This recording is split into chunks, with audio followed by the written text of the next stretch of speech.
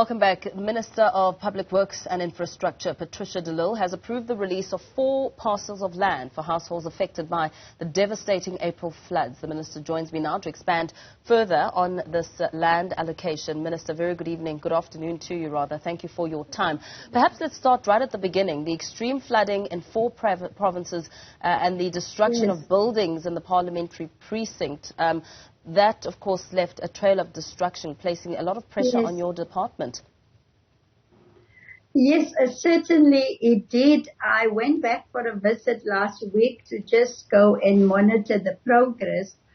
We have completed the Air Force base, and it's 99% completed, and they are using the building.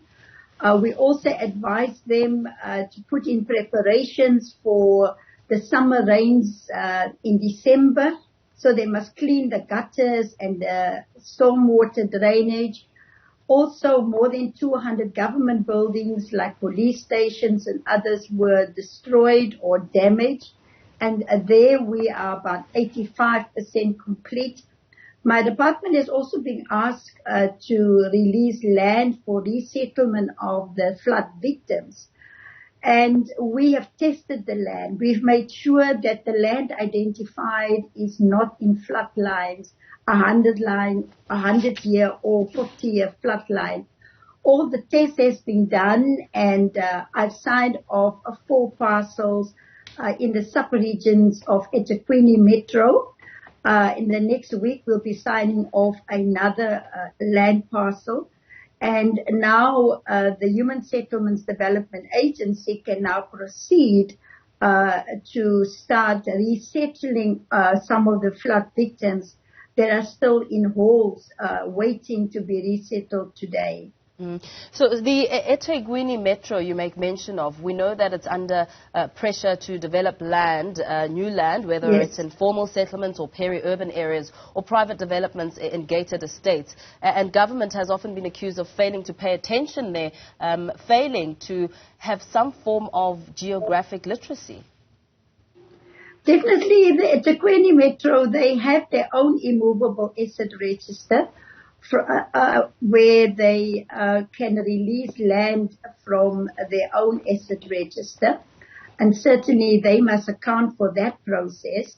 The KZN provincial government, Public Works and Human Settlements, they have also released another 6 pieces of land. And this time around, we must learn lessons out of these disasters. And that is that where we put up human settlements, we must make absolutely sure that it's suitable for people to live there. And we have requested from Public Works, and we have made a number of pieces of land available, but they're all subject to tests now to make them suitable for human settlements.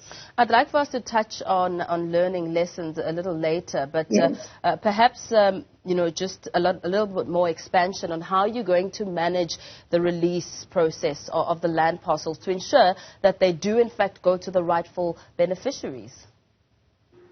Well, first of all, we have given to the Human Settlements Department a power of attorney to go onto the land while we are busy doing the official transfer of the land. And the Human Settlements Development Agency, they will also do suitability tests on the land. But we have to speed up the land reform process. And we have to release land that is well located, close to work opportunities, where people don't have to travel long distances to get to work. And certainly my department, the pieces of land that we've identified is well located land, and it's not too far away from the urban centers. So in identifying suitable and available land to resettle communities that have been displaced by the flooding, we saw recently as some community members were being told to move away from their areas because they're rather dangerous. Others were adamant that they will go back and rebuild after the floods. How are you going to be dealing with that? And also perhaps talk about the list of priorities when it comes to who is allocated the land first. That is so true. I went to go and visit also some of the rural bridges that we are building and that we are repairing. And in one area that we visited, also in the Metropolitan on Thursday last week, where people built houses in a 100-year floodline. As I was driving through the area, I could see people were already rebuilding exactly on the same sites. That is where local government must engage with the communities to advise the communities about the suitability of the land. But local government must also help to identify well-located land on their asset register. We have to engage our communities to warn them about climate change, the impact of climate change. We're expecting heavy rains again in December when it's the normal rainfall area. So that's a difficult one. We have to do social facilitation and engage the communities about the dangers of and the impact of climate change. Because that's an important point, because there was a lot of criticism leveled on government after the deadly floods. I mean, climate scientists, for instance, and other experts in the space said that the warnings were there, but what wasn't there is climate hazard literacy. So in your efforts towards building and maintenance of infrastructure, how will you be better prepared in taking these severe impacts of climate change into consideration? Because what we saw is something that one doesn't want to see again.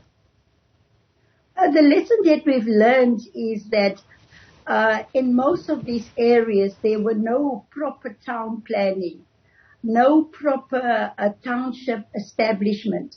Because if we had done proper town planning with proper bulk services to those affected communities, we would have built or supposed to have built on the right pieces of land. But there was absolutely no town planning. You know, houses were just erected anywhere, maybe on a piece of land in the rural area, as part of the land under the custodianship of traditional leaders. So there was no town planning done. And so this time around, we made sure that we get town planners involved right from the beginning, so that we can also ensure that where the bulk services must be laid out, that it is suitable for that. So that's a dear lesson that we must avoid in the future. Very well, Minister. Let's leave it there for now. Thank you so much for your time. Minister of Public Works and Infrastructure, Patricia de Lille, speaking about the land parcels that are being roped out.